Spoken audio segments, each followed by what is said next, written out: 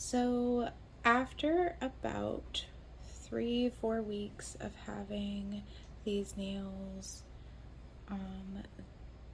in the round shape, I am getting a little bored with them and I want to do more of a square round.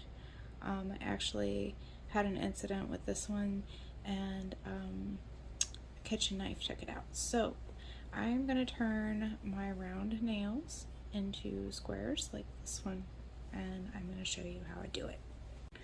To start off, when I'm reshaping my nails, I do clip, so you'll need a pair of good nail clippers. I really like glass files, crystal glass files. They're really gentle and they're really easy to shape with. So this is what I prefer, and they are the 180 to 200 grit. They're really soft and easy on the nail. You can use a cuticle pusher like this one. I don't necessarily prefer this one unless I find some excess dip powder or gel still on my nail. Then I'll use this if I really do need an extra little push that I can't get from my glass cuticle pusher. This is my favorite. I really love this. It has that perfect angle to it that really does clean up the cuticle, and this great end that does really get in and clean around the edge of the cuticles. So these are the tools I'll be using to shape and clean up my cuticles, as well as a brush. And then I'm also using a cuticle clipper. So once I've pushed my cuticles, I go in with my cuticle clipper and I trim my cuticles that have been pushed, and just to clear away any excess dead skin around the nail and have them prepped for dip or gel powder. So the first part of this process of taking my round nail into a square round like this, I clip off that round end, and this really cuts down the time on shaping and really does give you the ability to have that clean straight edge. So after I have cut my nails just a little bit, really taking off that round edge, I start in with my glass file. So my glass file, I go through and I get off any excess edges that the nail clippers have caused, and I just file down to get that perfect line. And then I do start at this angle, really filing one direction away from the nail, giving it that edge that I want. I repeat this on all of my nails, and then I will start in on my cuticles.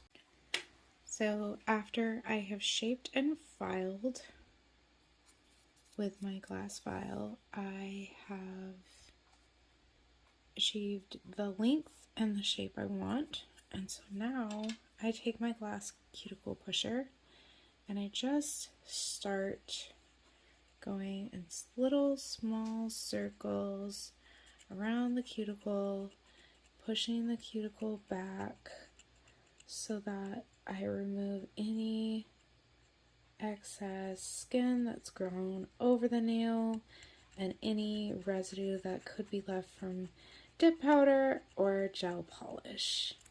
I repeat this on all of my nails, and once I have gone around on each nail with pushing, I go in with the pointer and just clean around the edges.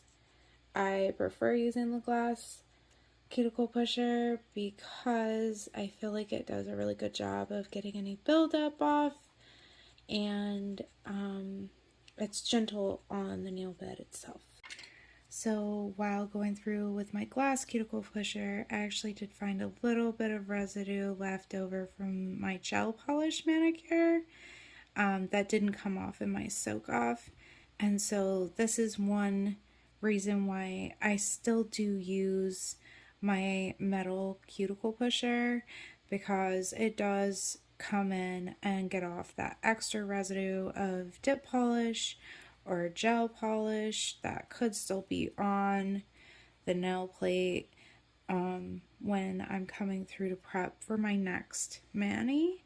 So just a quick tip. I know a lot of people don't necessarily like these, but I still keep them around for that very reason, especially for gel polish. Sometimes it's just really hard to find all of that excess that's still left on the nail when you're soaking off. So I still keep these handy when I'm doing prep, because I can definitely feel it with my glass cuticle pusher. So it's definitely handy to have it out and about when you're prepping. So after I've pushed my cuticles and really gone around the edges, I'll take my scrub brush and really scrub in around the nail, get any extra dust off, just so that I can really see where that cuticle's at. And this is when I will take my cuticle cutter and go in and trim any excess cuticle off. I repeat this on all my nails that need to be trimmed. So after I have shaped everything, I've cut my cuticles, everything is pretty much ready to go for my next mani. I take these wonderful little eyelash extension glue wipes, but they're actually just lint free, and they're great wipes for just cleaning up around the nails. And so I'll take a couple of these and some icy purple alcohol, which is perfect for just sanitizing the nail bed and cleaning up around the cuticles specifically. You never know when you are trimming your cuticles. It's kind of important to make sure that you're cleaning those out, making sure that if there is any excess bacteria or germs around those edges, where you could have had a little bit of a nick and not known it, just keeping your nail bed clean, that's important. It's an important step in doing your own home manicures.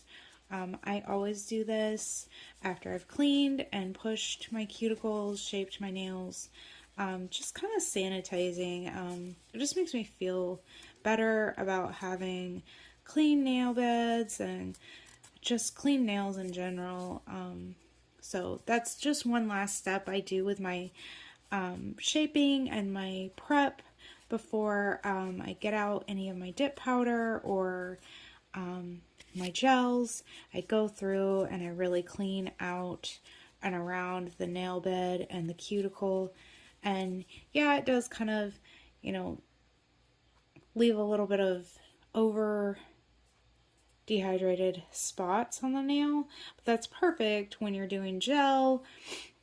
Your nails are pretty much ready to go, or if you're doing dip powder, it's set up to start on that first layer of dip. So this is how they look, and there's my shape I want.